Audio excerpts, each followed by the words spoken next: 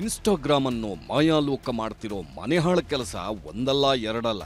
ಇಲ್ಲಿ ಹುಡುಗಿರ್ಯಾರು ಆಂಟಿರ್ಯಾರು ಒಂದೂ ಗೊತ್ತಾಗ್ತಿಲ್ಲ. ಕೊರಳಲ್ಲಿ ತಾಳಿ ಇರಲ್ಲ, ಗಂಡನ್ ಜೊತೆ ವಿಡಿಯೋನೂ ಹಾಕಲ್ಲ. ಸಿಂಗಲ್ ಸಿಂಹಿಣಿಯರಂತೆ ಮಿರಮಿರಾ ಮಿಂಚೋರನ್ನ ನೋಡಿ ಅದೆಷ್ಟೋ ಮಂದಿ ಕ್ಲೀನ್ ಬೋಲ್ಡ್ ಆಗಿದ್ದಾರೋ ದೇವರೇ ಬಲ್ಲ. ಅದರಲ್ಲೂ ಫಿಲ್ಟರ್ ಹಾಕ್ಕೊಂಡು ಲಕಲಕ ಅನ್ನೋರಂತೂ ಊರು ತುಂಬಾ ತುಂಬೋಗಿದ್ದಾರೆ ಬಿಡಿ. ಯಾರಿಗ್ಯಾರು ಜೋಡಿ ಆಗ್ತಾರೋ, ಯಾರಿಗ್ಯಾರು ಸ್ನೇಹಿತರಾಗ್ತಾರೋ ಒಂದೂ ಗೊತ್ತಾಗಲ್ಲ.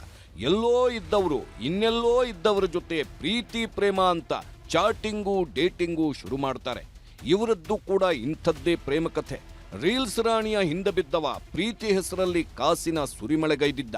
ಮದುವೆ ಆಗ್ತೀನಿ ಅಂತ ಮಾತಲ್ಲೇ ಮಧುಮಾಸ ತೋರಿಸಿದವಳು ವಿಕಲಾಂಗನ ಬಾಳಲ್ಲಿ ಆಶಾಗೋಪುರ ಕಟ್ಟಿದ್ಲು. ಹೀಗಾಗಿ ಹುಡುಗಿ ನೋಡೋಕೆ ಅಂತ ಹುಡ್ಕೊಂಡು ಬಂದವನಿಗೆ ಈಗ ಹೃದಯವೇ ಒಡೆದೋದಂತಾಗಿದೆ.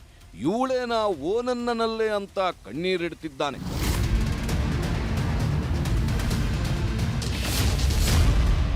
Insta aunty ಚಿನ್ನಾಟ ಆಡ್ತಿದ್ದಳು ಐನಾತಿ. ಮದುವೆ ಆಗೋಣ ಅಂದ್ಲು, 3 ಮಕ್ಕಳ ಜೊತೆ ನಿಂತ್ಲು. ಇದಕ್ಕೆ ಹೇಳೋದು, ಎಲ್ಲೋ ಕೂತ್ಕೊಂಡು ಇನ್ನೆಲ್ಲೋ ಇರೋರ್ ಜೊತೆ ಲಲ್ಲೆ ಹೊಡೆಯೋಕ್ಕೂ ಮೊದಲು 100 ಬಾರಿ ಯೋಚಿಸ್ಬೇಕು ಅಂತ. ಇವನು ಹಾಯ್ ಅಂತಿದ್ದಂತೆ ಅವಳು ಹಲೋ ಅಂದಿದ್ಲು.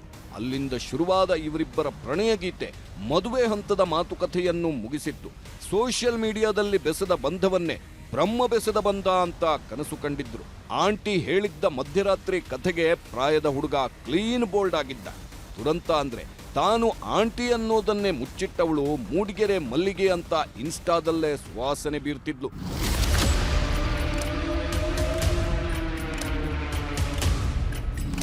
ಇವನ ಹೆಸರು ನವನೀತ್ ಅಂತ.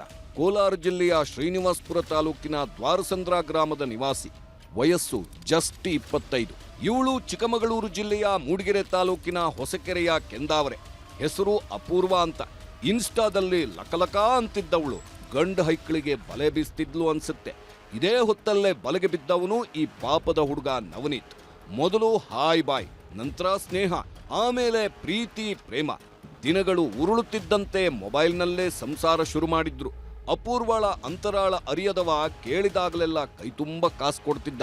ಕೊಟ್ಟಷ್ಟು ದಿನ ಕಾಸು ಕಿತ್ಕೊಂಡವಳು ಇತ್ತೀಚೆಗೆ ನವನೀತ್ನ ನಂಬರ್ ಬ್ಲಾಕ್ ಮಾಡಿದ್ಲು. ಹೇಳ್ದೆ ಕೇಳದೆ ಹುಡುಗಿ ಕೈ ಕೊಡ್ತಿದ್ದಂತೆ ಕಂಗಾಲಾದವ ಮೂಡಿಗೆರೆಯ ಹಾದಿ ಹಿಡಿದಿದ್ದ. ನನ್ನ ಹತ್ರ ಅಮೌಂಟ್ ಎಲ್ಲ ಈಸ್ಕೊಂತಾ ಇದ್ಲು. ನಾನು ಹಾಕ್ತಿದ್ದೆ, ಮತ್ತೆ ಇಟ್ಕೊಂಡು ಇವಾಗ 4 ದಿನದಿಂದ ನನ್ನ ನಂಬರ್ ಬ್ಲಾಕ್ ಮಾಡಿದ್ಲು. ಯಾಕೆ ಬ್ಲಾಕ್ ಮಾಡಿದ್ದು ಅಂತ ಕೇಳೋಣ ಅಂತ ಬಂದ್ರೆ ಇಲ್ಲಿಗೆ ಬಂದ್ರೆ ನನ್ಗೆ ಶಾಕ್ ಬಂತು. 6 ತಿಂಗಳು ಬಿಟ್ಟು ಮದುವೆ ಆಗೋಣ ಅಂದವಳು ಏಕಾಏಕಿ ಬ್ಲಾಕ್ ಮಾಡ್ತಿದ್ದಂತೆ 10 ಯೋಚನೆಗಳು ಶುರುವಾಗಿದ್ವು. ಪ್ರಿಯತಮಗೆ ಏನಾದ್ರೂ ಆಗೋಯ್ತಾ ಅಂತ ತನ್ನ ಮನದರ್ಸಿಯನ್ನ ಹುಡುಕೊಂಡು ಹೊಸಕೆರೆ ಗ್ರಾಮಕ್ಕೆ ಬಂದಿದ್ದಾನೆ. ಅಪೂರ್ವ ಫೋಟೋ ಹಿಡ್ಕೊಂಡು ಹುಡುಕಾಟಕ್ಕೆ ನಿಂತವನಿಗೆ ದೊಡ್ಡ ಶಾಕಿಂಗ್ ಸುದ್ದಿ ಕಾದಿತ್ತು. ಕನಸಿನ ಕನ್ಯೆ ಮನೆಗೆ ಹೋಗ್ತಿದ್ದಂತೆ ಈಕೆ ಕನ್ಯೆ ಅಲ್ಲ, 3 ಮಕ್ಕಳ ತಾಯಿ ಅನ್ನೋದು ಗೊತ್ತಾಗಿತ್ತು. ಯಾವಾಗ ಇನ್ಸ್ಟಾ ಬ್ಯೂಟಿಯ ಅಸಲಿ ಕಹಾನಿ ತೆರೆದುಕೊಳ್ತೋ ಪೊಲೀಸ್ ಠಾಣೆ ಮೆಟ್ಟಿಲೇರಿದ್ದಾನೆ. ಚಿಕ್ಕಮಗಳೂರು SP ಕಚೇರಿಗೆ ದೂರು ಕೊಟ್ಟಿದ್ದು ನನ್ನವಳಿಗೆ ಮದುವೆ ಆದ್ರೇನಂತೆ, 3 ಮಕ್ಕಳು ಇದ್ರೇನಂತೆ, ನಾನೇ ಅವರನ್ನೆಲ್ಲ ನೋಡ್ಕೊಳ್ತೀನಿ, ಅಪೂರ್ವಳನ್ನು ಸಾಕ್ತೀನಿ ಅಂತ ಪಟ್ಟು ಹಿಡಿದು ಕೂತಿದ್ದಾನೆ. ನನಗೆ ನ್ಯಾಯ ಕೊಡಿಸ್ಬೇಕು ಅಂತ ಬಂದಿದ್ದೀನಿ. ಮದುವೆ ಮಾಡ್ಕೊಂತೀನಿ ಅಂತ ಹೇಳಿದ್ಲು. ಮದುವೆ ಆಗಿದೆ ಅಂತ ಇವತ್ತಿಗೆ ಹೇಳೇ ಇಲ್ಲ ನನ್ಗೆ, ಇವಾಗ ಕೂಡ ಹೇಳಿಲ್ಲ. ಸರಿನಾ? ನನಗೆ ನ್ಯಾಯ ಬೇಕು. ಒಟ್ನಲ್ಲಿ ಇನ್ಸ್ಟಾ ಹುಡುಗಿಗಾಗಿ ಬೆಂಗಳೂರು ಮಂಗಳೂರು ಸುತ್ಕೊಂಡು ಬಂದವ ಚಿಕ್ಕಮಗಳೂರಲ್ಲಿ ಕಣ್ಣೀರಿಡ್ತಿದ್ದಾನೆ. ಆಂಟಿ ಆದ್ರೇನು, ಮಕ್ಕಳಿದ್ರೇನು, ನೀನೇ ನನ್ನವಳು ಅಂತಿದ್ದಾನೆ. ಹೀಗಾಗಿ ಇವರ ಪ್ರೇಮ ಪುರಾಣ ಎಲ್ಲಿಗೆ ಬಂದು ನಿಲ್ಲುತ್ತೋ ಕಾದು ನೋಡಬೇಕು. ಯೋಗೇಶ್ ಕಾಮೇನಹಳ್ಳಿ, ನ್ಯೂಸ್ 18 ಚಿಕ್ಕಮಗಳೂರು. ಗಂಡನನ್ನ ಪತ್ನಿಯೇ ಕೃಷ್ಣಾ ನದಿಗೆ ತಳ್ಳಿದ್ಲು ಅನ್ನುವಂತಹ ಕೇಸ್ಗೆ ಬಿಗ್ ಟ್ವಿಸ್ಟ್ ಸಿಕ್ಕಿದೆ. ಅತ್ತೆ ಮಗಳ ಸಂಬಂಧದ ಹಿಂದೆ ದೊಡ್ಡ ರಕ್ತ ಚರಿತ್ರೆಯೇ ಇದೆ.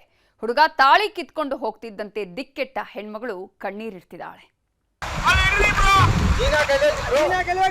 ಯಾರಿಗೆ ಫೋನ್ ಮಾಡಿಲ್ಲ, ನಮ್ಮ ಮಮ್ಮಿಗೆ ಹಚ್ಚತ್ತೇನ್ರಿ, ಫೋಟೋ ತೆಗಿತೀನಿ ಅಂದ್ರೆ ಅತ್ತ ಏನಾಗ್ಬೇಕು ನಿಮಗೆ? ನಮ್ಮ ಹಸ್ಬೆಂಡ್ ಮೊದಲು ಹೆಂಗಿದ್ವಿ ಹಂಗಿರೋದು. ಅವ್ರಿಗೆ ನಾವು ಸಂಬಂಧ ಇಲ್ಲ, ನಮ್ಗೆ ಅವ್ರ ಸಂಬಂಧ ಇಲ್ಲ. ಬ್ರಿಡ್ಜ್ ಹೆಂಡತಿ ಬೇಡ, ದೂರವಾದ ಗಂಡ. ಓ ನಲ್ಲೆ ನಾ ನೊಲ್ಲೆ ಅಂತಿದ್ದಾನೆ ಪತಿರಾಯ. ಜಸ್ಟ್ 3 ದಿನದ ಹಿಂದೆ ಗಂಡ ಹೆಂಡತಿಯ ಬ್ರಿಡ್ಜ್ ಕಹಾನಿಯೊಂದು ದೊಡ್ಡ ಸದ್ದು ಮಾಡಿತ್ತು. ಫೋಟೋ ತೆಗೆಯುವ ನೆಪದಲ್ಲಿ ಹೆಂಡತಿಯೇ ನದಿಗೆ ತಳ್ಳಿದ್ಲು ಅಂತ ತಾಳಿ ಕಟ್ಟಿದ ಗಂಡನೇ ರಂಪ ರಾಮಾಯಣ ಮಾಡಿದ್ದ. ಬ್ರೋ ಅವಳನ್ನ ಹಿಡ್ಕೊಳ್ಳಿ ಬ್ರೋ, ಅವಳೇ ನನ್ನ ನದಿಗೆ ತಳ್ಳಿದ್ದಾಳೆ ಬ್ರೋ ಅಂತ ಕಾಪಾಡೋದಕ್ಕೆ ಬಂದವರ ಮುಂದೆ ಕಾಡಿ ಬೇಡಿದ್ದ. ಕೊನೆಗೆ ಹೆಂಡತಿ ಬಿಟ್ಟು ಮನೆ ಸೇರ್ಕೊಂಡವ. ಬ್ರಿಡ್ಜ್ ಹೆಂಡತಿ ಬೇಡವೇ ಬೇಡ ಅಂತ ಕುಂತಿದ್ದಾನಂತೆ. ನನ್ನನ್ನೇ ಕೊಲ್ಲೋಕೆ ನೋಡ್ತಾಳೆ, ಇವಳ ಜೊತೆ ಸಂಸಾರ ಹೇಗೆ ಮಾಡ್ಲಿ ಅಂತ ತವರು ಮನೆಗೆ ತಂದು ಬಿಟ್ಟು ಹೋಗಿದ್ದಾನಂತೆ. ಆದ್ರೆ ಈ ಹೆಣ್ಣು ಮಗಳು ಮಾತ್ರ ಕಣ್ಣೀರಿಡ್ತಿದ್ದಾಳೆ. ಇಷ್ಟಪಟ್ಟು ಮದುವೆಯಾದವನನ್ನೇ ನಾನ್ಯಾಕೆ ಕೊಲೆ ಮಾಡ್ಲಿ, ನನ್ನ ಮೇಲೆ ಅದ್ಯಾಕೀಗ ಕೋಪ ಮಾಡ್ತಿದ್ದಾರೋ ಗೊತ್ತಿಲ್ಲ ಅಂತ ಪರದಾಡ್ತಿದ್ದಾಳೆ.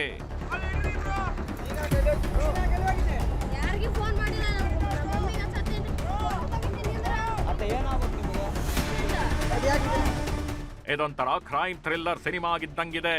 ಈ ಸ್ಟೋರಿಯಲ್ಲಿ ಸತ್ಯ ಹೇಳ್ತಿರೋದ್ ಯಾರು, ಸುಳ್ಳು ಹೇಳ್ತಿರೋದ್ ಯಾರು ಒಂದೂ ಗೊತ್ತಾಗ್ತಿಲ್ಲ. ರಾಯಚೂರು ತಾಲೂಕಿನ ಶಕ್ತಿನಗರ ತಾತಪ್ಪ, ಯಾದಗಿರಿ ಜಿಲ್ಲೆಯ ಹುಣಸಗಿ ತಾಲೂಕಿನ ದೇವರಗಡ್ಡಿ ಗ್ರಾಮದ ಗದ್ದೆಮ್ಮಳನ್ನ 3 ತಿಂಗಳ ಹಿಂದಷ್ಟೇ ಮದುವೆಯಾಗಿದ್ದ. ತಾಳಿ ಕಟ್ಟಿದ 15ನೇ ದಿನಕ್ಕೆ ಕ್ಯಾತೆ ತೆಗೆದವಳು ನನಗೆ ಈ ಮದುವೆ ಇಷ್ಟ ಆಗಿರ್ಲಿಲ್ಲ ಅಂದಿದ್ಲಂತೆ. ಆದ್ರೆ ಮದುವೆ ಆಗೋಗಿದೆ, ಈಗ ಹೊಂದ್ಕೊಂಡು ಹೋಗ್ಬೇಕು ಅಂತ ಬುದ್ಧಿ ಹೇಳಿದ್ನಂತೆ. ಮದುವೆಯಾಗಿ 3 ತಿಂಗಳಾದ್ರೂ ಸಂಸಾರ ಮಾಡಿದ್ದು ಮಾತ್ರ 8 ದಿನವಂತೆ.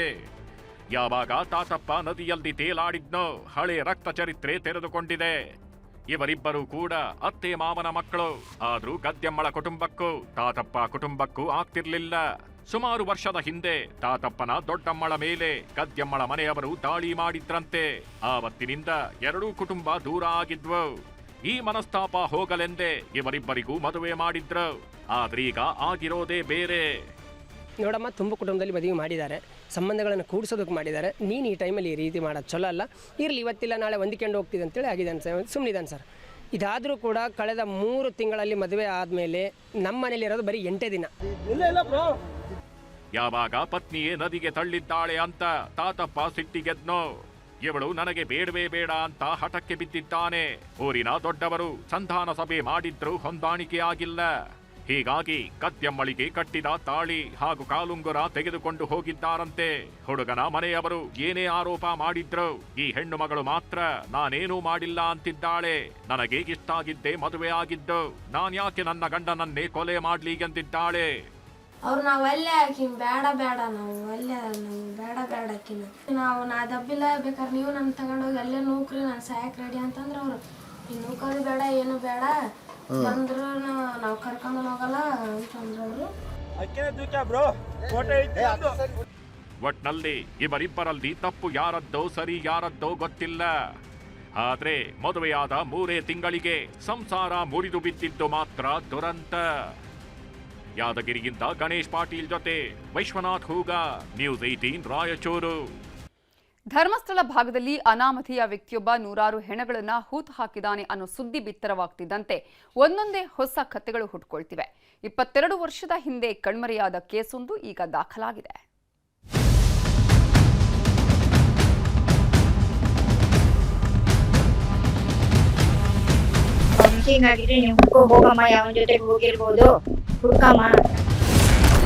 ಧರ್ಮಸ್ಥಳದ 100 ಶವ ಪ್ರಕರಣಕ್ಕೆ ಟ್ವಿಸ್ಟ್.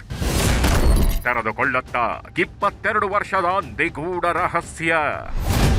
ಧರ್ಮದ ನೆಲೆಬೀಡಾಗಿರೋ ಧರ್ಮಸ್ಥಳದಲ್ಲೀಗ ಶವಗಳ ಸದ್ದು ಜೋರಾಗಿ ಕೇಳ್ತಿದೆ. ಅನಾಮಿಕನೊಬ್ಬ ಎಂಟ್ರಿ ಆಗ್ತಿದ್ದಂತೆ ಹೂತಿಟ್ಟ ಸತ್ಯ ಕಥೆಗಳು ತೆರೆದುಕೊಳ್ಳೋದಕ್ಕೆ ಶುರುವಾಗಿವೆ. ಕೋರ್ಟ್ ಅಂಗಳದಲ್ಲಿ ಶವಗಳ ಸತ್ಯ ಬಿಚ್ಚಿಟ್ಟಿರೋ ಅನಾಮಿಕ ಸತ್ತವರ ಬುರುಡೆ ಲೆಕ್ಕ ತೋರಿಸೋದಕ್ಕೆ ಅಣಿಯಾಗಿದ್ದಾನೆ. ಇದೇ ಹೊತ್ತಲ್ಲದೆ ಈಗ 22 ವರ್ಷದ ಹಿಂದಿನ ನಾಪತ್ತೆ ಕೇಸೊಂದು ತೊಪ್ಪನೆ ಹೊತ್ತಿಕೊಂಡಿದೆ. ಧರ್ಮಸ್ಥಳದಲ್ಲಿ 22 ವರ್ಷದ ಹಿಂದೆ ನನ್ನ ಮಗಳು ನಾಪತ್ತೆಯಾಗಿದ್ಲು ಅಂತ ಹಿರಿ ಜೀವವೊಂದು ಪೊಲೀಸ್ ಠಾಣೆ ಮೆಟ್ಟಿಲೇರಿದೆ. ನನ್ನ ಮಗಳು ಕಾಣೆಯಾಗಿದ್ದು 2003 ಅಲ್ಲಿ ನಾನು ಕೋಲ್ಕತ್ತಾದಲ್ಲಿ ಡ್ಯೂಟಿಯಲ್ಲಿದ್ದೆ. ಅಲ್ಲಿಂದ ವಾಪಸ್ ಬರಬೇಕಾಗಿದ್ರೆ 2 ಡೇಸ್ ಆಗಿತ್ತು. ಬೆಳ್ತಂಗಡಿ ಸ್ಟೇಷನ್ಗೆ ಹೋಗಿ ಕೇಳಿದವಾಗ ಹಂಗೇನು ಮಿಸ್ಸಿಂಗ್ ಆಗಿದ್ರೆ ನೀವು ಹುಡ್ಕೋ ಹೋಗಮ್ಮ, ಯಾವನ ಜೊತೆಗೆ ಹೋಗಿರ್ಬೋದು, ಹುಡ್ಕಮ್ಮ, ನಮ್ಗೇನು ಅದೇ ಕೆಲ್ಸನಾ ಅಂತ ಹೇಳಿ ಮಗಳ ಹುಡುಕಲು ಬಂದವರ ಮೇಲೆ ನಡೆದಿತ್ತಂತೆ ದಾಳಿ. ಇವರ ಹೆಸರು ಸುಜಾತಾ ಭಟ್ ಅಂತ. ಕೋಲ್ಕತ್ತಾದಲ್ಲಿ ಸಿಬಿಐನ ಸ್ಟೆನೋ ಆಗಿ ಕೆಲಸ ಮಾಡ್ತಿದ್ರು. ಇವರ ಮಗಳೇ ಅನನ್ಯಾ ಭಟ್. 2003ರಲ್ಲಿ ಉಡುಪಿಯ ಮಣಿಪಾಲ್ದಲ್ಲಿ MBBS ವ್ಯಾಸಂಗ ಮಾಡ್ತಿದ್ದ ಅನನ್ಯಾ ಭಟ್ ತನ್ನ ಸ್ನೇಹಿತರ ಜೊತೆ ಧರ್ಮಸ್ಥಳಕ್ಕೆ ಬಂದಿದ್ಲು. ಈ ವೇಳೆ ಅದೇನಾಯ್ತೋ ಗೊತ್ತಿಲ್ಲ, ಇದ್ದಕ್ಕಿದ್ದಂತೆ ದಿಢೀರ್ ನಾಪತ್ತೆಯಾಗಿದ್ದಳು. ಹೆತ್ತವಳಿಗೆ ಈ ವಿಷಯ ಗೊತ್ತಾಗಿ ಧರ್ಮಸ್ಥಳಕ್ಕೆ ಬರೋದ್ರೊಳಗೆ 3 ದಿನವೇ ಆಗೋಗಿತ್ತು. ಮಗಳ ಬಗ್ಗೆ ವಿಚಾರಿಸಿದ್ರೆ ಯಾರೊಬ್ಬರಿಗೂ ಗೊತ್ತಿರಲಿಲ್ಲ. ಜೊತೆಗಿದ್ದ ಸ್ನೇಹಿತರ ಬಳಿಯೂ ಯಾವುದೇ ಉತ್ತರ ಆಗಿರಲಿಲ್ಲ. ಕೊನೆಗೆ ಧರ್ಮಸ್ಥಳದ ಪೊಲೀಸ್ ಠಾಣೆಗೆ ದೂರು ಕೊಡೋದಕ್ಕೆ ಹೋದಾಗ ಉಡಾಫೆಯ ಉತ್ತರ ಕೊಟ್ಟು ಕಳಿಸಿದ್ರಂತೆ. ಹೀಗಾಗಿ ಧರ್ಮಸ್ಥಳದಲ್ಲೇ ಅಲೆದಾಡ್ತಿದ್ದವರನ್ನ ನೋಡಿದ ಕೆಲವು ಅನಾಮಿಕರು ನಿಮ್ಮ ಮಗಳನ್ನ ತೋರಿಸ್ತೀವಿ ಅಂತ ಕರ್ಕೊಂಡು ಹೋಗಿದ್ರಂತೆ. ನಂತರ ಇಡೀ ದಿನ ಕತ್ತಲ ಕೋಣೆಯಲ್ಲಿ ಕೂಡ್ ಹಾಕಿ ಕೊಡಬಾರದ ಚಿತ್ರಹಿಂಸೆ ಕೊಟ್ಟಿದ್ರಂತೆ. 4 ಜನ ಬಂದ್ಕೊಂಡು ನನ್ನನ್ನ ಹೇಳ್ಕೊಂಡು ನಾನ್ ನೋಡಿದೀವಿ, ಬನ್ನಿ ಇಲ್ಲಿ ಕರ್ಕೊಂಡು ಹೋಗ್ತೀನಿ ಅಂತ ಹೇಳಿ ಕರ್ಕೊಂಡು ಹೋಗಿ 4 ಜನ ಕರ್ಕೊಂಡು ಹೋಗಿ ರೂಮ್ ಒಳಗಡೆ ಕೂಡ ಹಾಕ್ಬಿಟ್ಟು ಅಲ್ಲಿಂದ ನಾನು ಬೆಳಿಗ್ಗೆ 5-5:30 ಅಷ್ಟೊತ್ತಿಗೆ ಹೊರಗಡೆ ಬಿಟ್ರು. ಕರ್ಕೊಂಡು ಬಂದು ಪ್ಲೇಸಲ್ಲಿ ಬಿಟ್ಟು ತಲೆಗೊಂದು ಹೊಡೆದಿದ್ದಾರೆ. ಇಲ್ಲಿ ಮಾರ್ಕ್ ಇದೆ. ಮೋಕ್ಷಕ್ಕಾಗಿ ಮಗಳ ಅಸ್ಥಿ ಕೊಡಿ, ಹೆತ್ತವಳ ಕಣ್ಣೀರು. ಈ ತಾಯಿಗಿರೋದು ಒಂದೇ ಆಸೆ, ಮಗಳು ಏನಾದ್ಲೋ ಗೊತ್ತಿಲ್ಲ, ಬದುಕಿದ್ದಾಳೆ ಅನ್ನೋ ನಂಬಿಕೆಯೂ ಇಲ್ಲ. ಹೀಗಾಗಿ ನನ್ನ ಮಗಳ ಅಸ್ಥಿಯನ್ನ ಹುಡುಕಿಕೊಡಿ, ಬ್ರಾಹ್ಮಣ ಸಂಪ್ರದಾಯ ರೀತಿ ಅವಳಿಗೆ ಮೋಕ್ಷ ಕೊಡಿಸ್ತೀವಿ ಅಂತ ಕಣ್ಣೀರಿಡ್ತಿದ್ದಾರೆ. ಜೊತೆಗೆ ಎಸ್ಪಿ ಅರುಣ್ ಕುಮಾರ್ ಅನ್ನು ಭೇಟಿಯಾಗಿ ದೂರು ಸಹ ದಾಖಲಿಸಿದ್ದಾರೆ. ಟೆಸ್ಟ್ ಮಾಡಿ ಏನಾದ್ರು ನನ್ನ ಮಗಳ ಅಸ್ಥಿ ಸಿಕ್ಕಿದ್ರೆ ಅವಳನ್ನ ಸನಾತನ ಹಿಂದೂ ಬ್ರಾಹ್ಮಣ ಪ್ರಕಾರ ಸಂಪ್ರದಾಯದ ಪ್ರಕಾರ ಅವಳನ್ನ ಒಂದು ಆತ್ಮಕ್ಕೆ ಮೋಕ್ಷ ಸಿಗ್ಬೇಕು ಅಂತ ಹೇಳಿ ನಾನು ಜೊತೆಗೆ ಅಷ್ಟೇ ಅದೇ ಮಾತೆ ಆಡಿರೋದು. ಅವ್ರ ಮಗಳು ಅಸ್ಥಿ ಇವ್ರ DNA ಜೊತೆ ಮ್ಯಾಚ್ ಆಗಿ ಸಿಕ್ಕಿದ್ರೆ ಅಷ್ಟಕ್ಕೆ ಅವರು ಅದೊಂದು ಅವರು ಶ್ರಾದ್ದ ಎಲ್ಲ ಮಾಡ್ಬಿಟ್ಟು, ಒಂದು ವಯಸ್ಸಾಗಿದೆ ಇವ್ರಿಗೆ, ಇವ್ರು ಯಾರಿಲ್ಲ, ಅದಕ್ಕೆ ಅವ್ರು ಶ್ರಾದ್ದ ಎಲ್ಲ ಮಾಡ್ಬಿಟ್ಟು ನಾನು ಜೀವ ಬಿಡ್ತೀನಿ ಅನ್ನೋ ರೀತಿ ಇದ್ದಾರೆ. ಅದಕ್ಕೋಸ್ಕರ ನಾವು SP ಸಾಹೇಬ್ರು ಮೀಟ್ ಮಾಡಕ್ ಬಂದ್ವಿ. SP ತುಂಬಾ ಪಾಸಿಟಿವ್ ರೆಸ್ಪಾನ್ಸ್ ಮಾಡಿದ್ದಾರೆ. ಧರ್ಮಸ್ಥಳ ಶವರಹಸ್ಯ, SIT ರಚನೆಗೆ CM ಅಭಯ. ಧರ್ಮಸ್ಥಳದ ಶವರಹಸ್ಯ ದಿನಕ್ಕೊಂದರಂತೆ ತೆರೆದುಕೊಳ್ತಿದೆ. ಒಬ್ಬೊಬ್ಬರಾಗಿಯೇ ಕಣ್ಣೀರ ಕತೆ ಹೇಳ್ಕೊಂಡು ಮುಂದೆ ಬರ್ತಿದ್ದಾರೆ. ಹೀಗಾಗಿ CM ಸಿದ್ದರಾಮಯ್ಯರನ್ನ ಭೇಟಿ ಮಾಡಿದ ವಕೀಲರ ನಿಯೋಗ ಪ್ರಕರಣದ ತನಿಖೆಗೆ SIT ರಚಿಸುವಂತೆ ಮನವಿ ಮಾಡಿದೆ. ಇದಕ್ಕೆ ಪೂರಕವಾಗಿ ಸ್ಪಂದಿಸಿರೋ CM ಸಿದ್ದರಾಮಯ್ಯ ಆದಷ್ಟು ಬೇಗ SIT ರಚಿಸೋದಾಗಿ ಭರವಸೆ ನೀಡಿದ್ದಾರಂತೆ. ಒಂದು SIT ಮಾಡಿ ಆ SIT-ನ ಗೈಡ್ ಮಾಡಲಿಕ್ಕೆ ಮತ್ತು ಅದನ್ನ ಸೂಪರ್ವಿಷನ್ ಮಾಡಲಿಕ್ಕೆ ಒಬ್ಬ ಸುಪ್ರೀಂ ಕೋರ್ಟ್ ಜಡ್ಜ್ನ ನೇಮಿಸಬೇಕಾಗತ್ತೆ.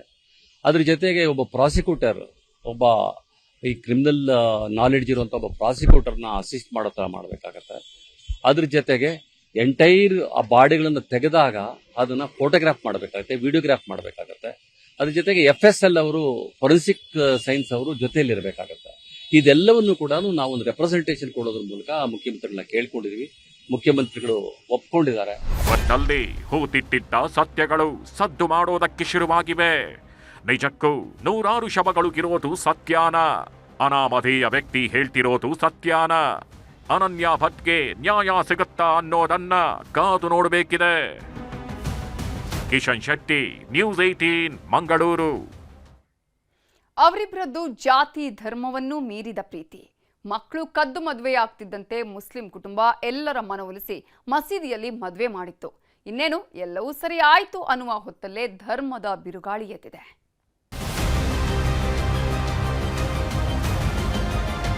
ಗೊತ್ತಿರ್ಲಾರ ಮದುವೆ ಅಂತಂದ್ರೆ ಕರ್ಕೊಂಡು ಹೋಗಿ ನಂಗೆ ಮತಾಂತರ ಮಾಡಿ ಮದುವೆ ಮಾಡಿದ್ರು.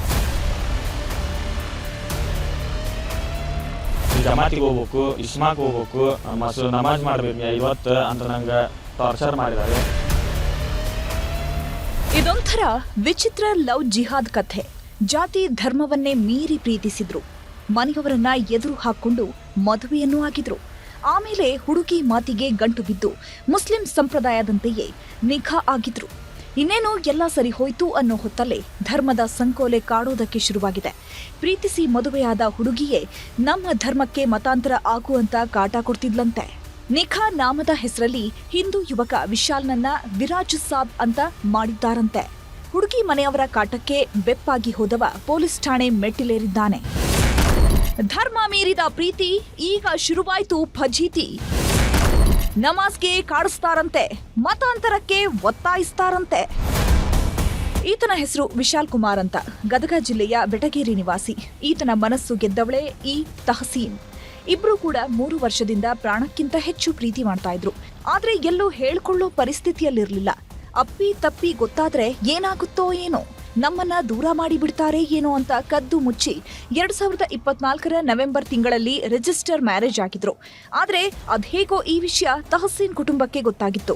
ಮದುವೆ ಆಗೋದೇನೋ ಆಗೋದ್ರಿ, ಈಗ ಮುಸ್ಲಿಂ ಸಂಪ್ರದಾಯದಂತೆ ಮತ್ತೊಮ್ಮೆ ಮದುವೆ ಆಗಬೇಕು ಅಂತ ದುಂಬಾಲು ಬಿದ್ದಿದ್ರು. ಕೊನೆಗೆ ಪ್ರೀತಿಸಿದ ಹುಡುಗಿಗಾಗಿ 3 ತಿಂಗಳ ಹಿಂದೆ ಮಸೀದಿಯಲ್ಲಿ ಮದುವೆಯನ್ನು ಮಾಡಿಕೊಂಡಿದ್ದ. ಈ ವೇಳೆ ವಿಶಾಲ್ಗೆ ಗೊತ್ತಾಗ್ತಾ ಇದ್ದಂತೆ ನೇಖಾ ನಾಮದಲ್ಲಿ ಆತನ ಹೆಸರನ್ನ ವಿರಾಜ್ ಸಾಬ್ ಅಂತ ಬರೆಸಿದ್ರಂತೆ. ಮನ್ಯಾಗ ನಮ್ಮ ಅವ್ರ ಇದನ್ನ ಮಾಡತ್ತಾರ, ಅದಕ್ಕೆ ಮಾಡ್ಕೊಳ್ಳೋದಂತ ನಂಗೆ ಫೋರ್ಸ್ ಮಾಡಿ ನಾ ಸಾಯ್ತೀನಿ ಹಂಗೆ ಹಿಂಗೆ ಅಂತ ನನ್ನ ಜೊತೆ ನೀನು ರಿಜಿಸ್ಟರ್ ಮ್ಯಾರೇಜ್ ಆಗಬೇಕಂತಂದ್ರೆ ರಿಜಿಸ್ಟರ್ ಮ್ಯಾರೇಜ್ ಆದ್ಯ ರೀ ಎದ್ರಿ. ಆಗಿನ ಮ್ಯಾಗ ಒಳ್ಳೆ ಅವ್ರ ಮನ್ಯಾಗ ಆಕಿಗೆ ತಲೆ ತುಂಬಿದ್ರು, ಅವ್ನು ನಮ್ಮ ಮಂದ್ಯಾಗ ಕರ್ಸ್ಕೊ ಅಂತಂತ ಅವ್ರ ಮಾಮರು ತುಂಬಿನ ಮ್ಯಾಗ ನನಗೆ ಮತಾಂತರ ಮಾಡಿದ್ರಿ ಅವರು. ಇಲ್ಲೇ ಶಾಹಿ ದರ್ಬಾರ್ ಐತಲ್ರಿ ಅಲ್ಲಿ ಮಗ್ಗಲ KB ಬಾಜು, ಅಲ್ಲಿ ಆ ಮಸೂತಿ ಕರ್ಕೊಂಡೋಗಿ ಮತಾಂತರ ಮಾಡಿದ್ರೆ ನಂಗೆ ಗೊತ್ತಿರ್ಲಾರ, ಇಲ್ಲ ನಮ್ದು ಹಂಗೆ ಒಂದು ಮದುವೆ ಅಂತಂದು ಕರ್ಕೊಂಡೋಗಿ ನಂಗೆ ಮತಾಂತರ ಮಾಡಿ ಮದುವೆ ಮಾಡಿದ್ರೆ. ಮದುವೆ ಆಗಿನ ಮೇಲೆ ನನಗೆ ನೀ ಜಮಾತಿಗೆ ಹೋಗ್ಬೇಕು, ಇಸ್ಮಾಕ್ ಹೋಗ್ಬೇಕು, ನಮಾಜ್ ಮಾಡ್ಬೇಕು ನೀ 5 ಹೊತ್ತು ಅಂತ ನಂಗೆ ಟಾರ್ಚರ್ ಮಾಡಿದ್ದಾರೆ. ಯಾವಾಗ ಮಸೀದಿ ಮದುವೆಯ ವಿಡಿಯೋ ವೈರಲ್ ಆಯ್ತು, ವಿಶಾಲ್ ಮನೆಯವರಿಗೆ ವಿಷಯ ಗೊತ್ತಾಗಿದೆ. ಮಗನನ್ನ ಹುಡುಕೊಂಡು ಬಂದವರು 4 ಬುದ್ಧಿ ಮಾತನ್ನು ಹೇಳಿದ್ರು. ಕೊನೆಗೆ ಹಿಂದೂ ಸಂಪ್ರದಾಯದಂತೆಯೂ ಮದುವೆ ಆಗ್ಬೇಕು ಅಂತ ಹೆಣ್ಣಿನ ಮನೆಯವರನ್ನ ಒಪ್ಪಿಸಿದ್ರಂತೆ. ತಹಸೀನ್ ಹೆತ್ತವರು ಓಕೆ ಅಂದಿದ್ರಿಂದ ಜೂನ್ 5ಕ್ಕೆ ಮದುವೆ ನಿಗದಿ ಮಾಡಿದ್ರು. ಆದ್ರೆ ಆಮೇಲೆ ಅದೇನಾಯ್ತೋ ಗೊತ್ತಿಲ್ಲ. ಹಿಂದೂ ಸಂಪ್ರದಾಯದಂತೆ ಮದುವೆ ಆಗೋದಕ್ಕೆ ಕಿರಿಕ್ ಶುರು ಮಾಡಿದ್ರು. ವಿಶಾಲ್ಗೆ ಮುಸ್ಲಿಂ ಧರ್ಮವನ್ನೇ ಪಾಲಿಸಬೇಕು ಅಂತ ಒತ್ತಡ ಹೇರೋದಕ್ಕೆ ಶುರು ಮಾಡಿದ್ರಂತೆ. ಮತಾಂತರಕ್ಕೆ ಒಪ್ಪದಿದ್ದಾಗ ಪತ್ನಿಯನ್ನೇ ದೂರ ಮಾಡಿದ್ರಂತೆ. ಅಲ್ಲದೆ ಡಿವೋರ್ಸ್ ಕೊಡಿಸೋದಕ್ಕೂ ಮುಂದಾಗಿದ್ದಾರಂತೆ. ಹೀಗಾಗಿ ದಿಕ್ಕು ಕಾಣದಂತಾದ ವಿಶಾಲ್ ಪೊಲೀಸ್ ಠಾಣೆ ಮುಂದೆ ಕಣ್ಣೀರಿಡ್ತಿದ್ದಾನೆ. ಪ್ರೀತಿ ಹೆಸರಿನಲ್ಲಿ ಅವನನ್ನ ನಮಾಜ್ ಮಾಡೋಕ್ಕಿರ್ಬೋದು, ಜಮಾತಿ ಕಳಿಸೋದಿರ್ಬೋದು, ಮತ್ತು ಕಣ್ಣಿಗೆ ಕಾಡಿಗೆ ಹಚ್ಚೋದಿರ್ಬೋದು, ಅಲ್ಲಾ ಒಬ್ಬನೇ ದೇವರನ್ನು ಪಠಿಸೋದಿರ್ಬೋದು. ಈ ರೀತಿ ಆ ಯುವಕನನ್ನು ಈ ಪ್ರೀತಿ ಹೆಸರಿಟ್ಕೊಂಡು ನೀನು ಅಕಸ್ಮಾತ್ ನೀನು ಪ್ರೀತಿ ನಿರಾಕರಿಸಿದೆ ಅಂದರೆ ನಿನ್ನ ಮೇಲೆ ಕೇಸ್ ಹಾಕ್ತೀನಿ ನೋಡಿ ನಾನು ಅಂತ ಹೇಳಿ ಹೆದರಿಸಿ ಆ ಯುವಕನನ್ನು, ವಿಶಾಲ್ ಇದ್ದವನನ್ನು ವಿರಾಜ್ ಸಾಬ್ ಅಂತೇಳಿ ಅವನ ಹೆಸರು ಬದಲಾವಣೆ ಮಾಡಿ ಅತಿ ಅಗದಿ ಎಲ್ಲರಿಗೂ ಗೊತ್ತಾಗೋಂಗೆ ಅವ್ನಿಗೆ ಮತಾಂತರ ಮಾಡಿ ಆ ಯುವಕನನ್ನು ಇವತ್ತು ಹಾದಿ ತಪ್ಪಿಸುವಂಥ ಕೆಲಸ ಈ ಮುಸ್ಲಿಂ ಕೆಲ ಸಂಘಟನೆಯವರು ಗದಗ್ ನಗರದೊಳಗೆ ಮಾಡ್ತಾ ಇದ್ದಾರೆ. ಮಸೀದಿ ಒಳಗೆ ಕರ್ಕೊಂಡ ಮತಾಂತರ ಮಾಡ್ಯಾರ. ಅತ್ಯಂತ ನೋವಿನ ವಿಷಯ. ಒಟ್ನಲ್ಲಿ ಪ್ರೀತಿ ಮಾಡುವಾಗ ಇಲ್ಲದ ಜಾತಿ ಧರ್ಮ ಮದುವೆ ಆದ್ಮೇಲೆ ಶುರುವಾಗಿದೆ. ಧರ್ಮದ ನಂಜು ಬೆಳೆಸ್ಕೊಂಡವರು ಒಂದು ಸಂಸಾರವನ್ನೇ ಹಾಳು ಮಾಡ್ತಿದ್ದಾರೆ. ಸಂತೋಷ್ ಕೊಣ್ಣೂರ, ನ್ಯೂಸ್ 18 ಗದಗ. ರಾಜಧಾನಿ ಬೆಂಗಳೂರಲ್ಲಿ ಭೀಕರ ಕೊಲೆಯೊಂದು ನಡೆದು ಹೋಗಿದೆ. ಆಸ್ತಿ ಲಿಂಕ್ ತಗಲಾಕೊಳ್ತಾ ಇದ್ದಂತೆ ಮಾಜಿ ಸಚಿವರ ಬುಡಕ್ಕೆ ಬಂದು ನಿಂತಿದೆ. ರೌಡಿ ಶೀಟರ್ ಕೊಲೆಯ ಕಂಪ್ಲೀಟ್ ಕಹಾನಿ ಇಲ್ಲಿದೆ. ರೌಡಿ ಶೀಟರ್ ಕೊಲೆಗೆ ಮಾಜಿ ಸಚಿವರ ಲಿಂಕ್, ಆಸ್ತಿಗಾಗಿ ಹರಿತ ಬಿಕ್ಲು ಶಿವನ ರಕ್ತದೋಕುಳಿ. ನಿನ್ನೆ ರಾತ್ರಿ ಸುಮಾರು 8 ಗಂಟೆ ಸಮಯ ಹಲಸೂರು ಕೆರೆಯ ಬಳಿಯ ತನ್ನ ಮನೆ ಮುಂದೆ ಬಿಕ್ಲು ಶಿವ ದಮ್ ಹೊಡಿತಾ ನಿಂತಿದ್ದ. ಕಾರ್ ಡ್ರೈವರ್ ಹಾಗೂ ಬಾಡಿ ಗಾರ್ಡ್ ಜೊತೆ ಮಾತಾಡ್ತಾ ಇದ್ದಾಗ ಸ್ಕಾರ್ಪಿಯೋದಲ್ಲಿ ಬಂದ 7-8 ಹಂತಕರು ಕೊಚ್ಚಿ ರಕ್ತ ಚಿಮ್ಮಿಸಿ ಎಸ್ಕೇಪ್ ಆಗಿದ್ರು. ಬಿಕ್ಲು ಶಿವ ಇತ್ತೀಚೆಗೆ ರಿಯಲ್ ಎಸ್ಟೇಟ್ ಬಿಸ್ನೆಸ್ ಮಾಡಿಕೊಂಡಿದ್ದಂತೆ ಬಿದರಹಳ್ಳಿ ಹೋಬಳಿಯ ಕಿತ್ತಗನೂರಲ್ಲಿ ಜಮೀನೊಂದನ್ನು ಖರೀದಿಸಿದ್ದ. ಇದೇ ಜಮೀನಿನ ಮೇಲೆ ಬಿಜೆಪಿ ಶಾಸಕ ಭೈರತಿ ಬಸವರಾಜ್ ಹಾಗೂ ಅವರ ಅತ್ಯಾಪ್ತ ಜಗದೀಶ್ ಅಲಿಯಾಸ್ ಜಗ್ಗನ ಕಣ್ಣು ಬಿದ್ದಿತ್ತಂತೆ. ಹೀಗಾಗಿ ಜಮೀನು ಬಿಟ್ಟುಕೊಡುವಂತೆ ಜಗದೀಶ್ ಗ್ಯಾಂಗ್ ಜೀವ ಬೆದರಿಕೆ ಹಾಕಿದ್ರು. ಇದರ ಬೆನ್ನಲ್ಲೇ ಭೈರತಿ ಬಸವರಾಜ್ ಹಾಗೂ ಜಗ್ಗನ ವಿರುದ್ಧ ಕಮಿಷನರ್ಗೆ ದೂರು ಕೊಟ್ಟಿದ್ದ ಬಿಕ್ಲು ಶಿವ ಅಷ್ಟೇ ಅಲ್ಲ, ಬೆದರಿಕೆ ಹಾಕಿದ ಸಾಕ್ಷ್ಯವನ್ನೂ ಸಲ್ಲಿಸಿದ್ದ. ಇದೇ ನೋಡಿ ಆ ವಿಡಿಯೋ ಸಾಕ್ಷಿ.